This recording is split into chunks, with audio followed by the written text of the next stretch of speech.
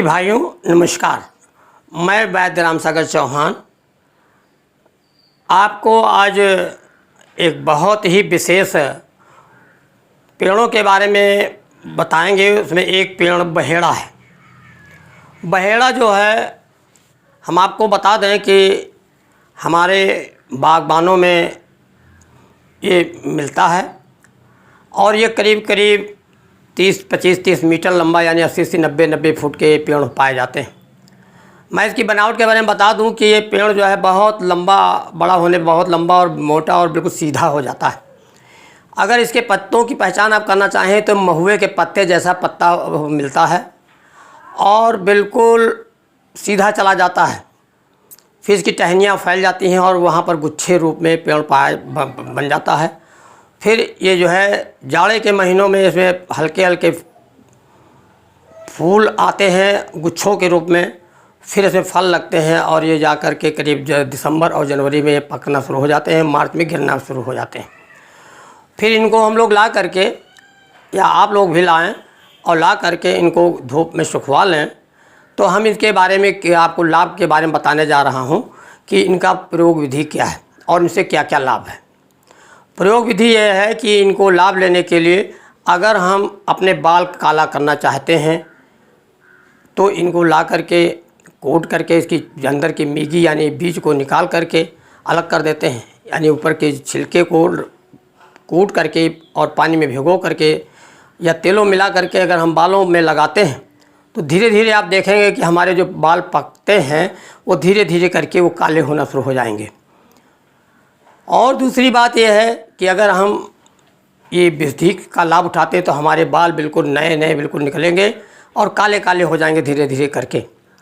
आगे अगर हम इसका और प्रयोग करना चाहते हैं तो ये हमारे पेट के मामले में बहुत ही लाभकारी है। इसको पीस करके हम अगर चूर्ण रूप में प्रयोग करें तो हमारा पेट की जो बीमारियां हैं, यानी मैदा की वृद्धि खराबी होने पर जो है हम तरह तरह के पेट में खराबियां पैदा हो जाती हैं, पेट फूलने लगता है, गैस बनने लगती है और हमारी पाचन क्रिया खराब हो जाती है।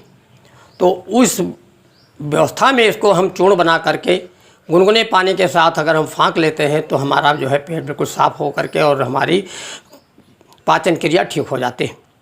दूसरी बात ये है कि अगर इसको हम जो है हमारा स्वर खराब हो गया है, आवाज़ खराब हो गई है, तो भी इसको हम खाने से हमारी आवाज़ ठीक हो जाती है।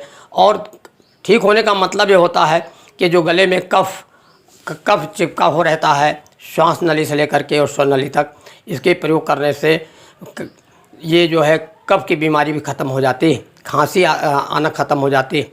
अगर आपको इसकी खांसी को ख़त्म करना है तो अपनी खांसी के लिए इसके फल को ला करके इसके छिलके को आप छील करके मुंह में भी रखते हैं, तब इसकी धीरे धीरे करके खांसी ख़त्म हो जाती है।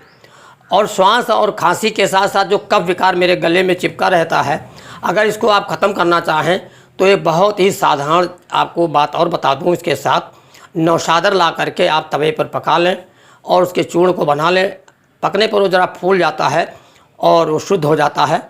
फिर उसको चूर्ण बना करके उसके चूर्ण को 1-2 माशे की मात्रा में, और ये जो हमारा चूर्ण जो हमने बहेड़ा का चूर्ण तैयार किया इसमें से एक चुटकी ले करके अगर उसका हम प्रयोग करते हैं तो हम जो है और शहद के साथ प्रयोग करते हैं तो ये आप समझिए कि श्वास और खांसी और कफ की बीमारी बिल्कुल जड़ मूल से गायब हो जाएगी। तो इतना आप समझिए कि कितना ये लाभ के लिए प्रयोग किया जाता है। दूसरा, अगर हमें जो खट्टी डकारें आती हैं, पित्त विकार है, खाज है, खुजली है और बहुत सी बीमारियां पैदा हो जाती हैं पित्त रोगों की वजह से, तो ये उसमें भी ठीक करने में सहायक होता है। और इसके प्रयोग करने से एक फ़ायदा और होता है, जो पेट में हमारे कीड़े होते हैं जो उसको हम लोग परेशान हो जाते हैं और वो उसके प्रयोग करने से कृमि भी नष्ट हो जाते हैं।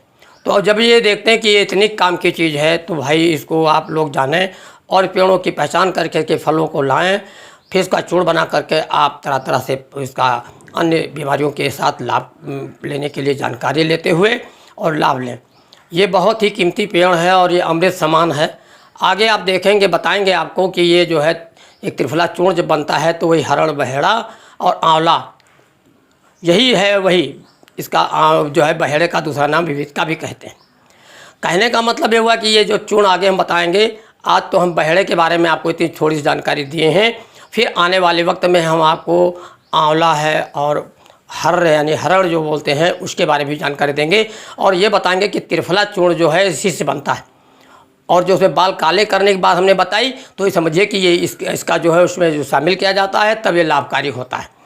तो हम दर्शकों आज अपनी बात हम यहीं पे समाप्त करते हैं, और ये आपसे उम्मीद करते हैं कि इस वीडियो को आप लोग देखेंगे और इससे लाभ उठाएंगे।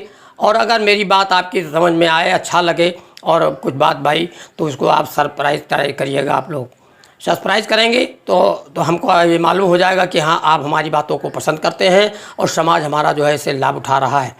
हम लाभ उठाने के लिए ही इसकी वीडियो को आप लोगों को दिखाते हैं और समझाते हैं, और आगे आने वाले समय भी आपको हम काफ़ी वीडियो दिखाने के विचार कर रहे हैं। तो तब तक के लिए भाइयों फिर आप सबको नमस्कार है और फिर मिलेंगे।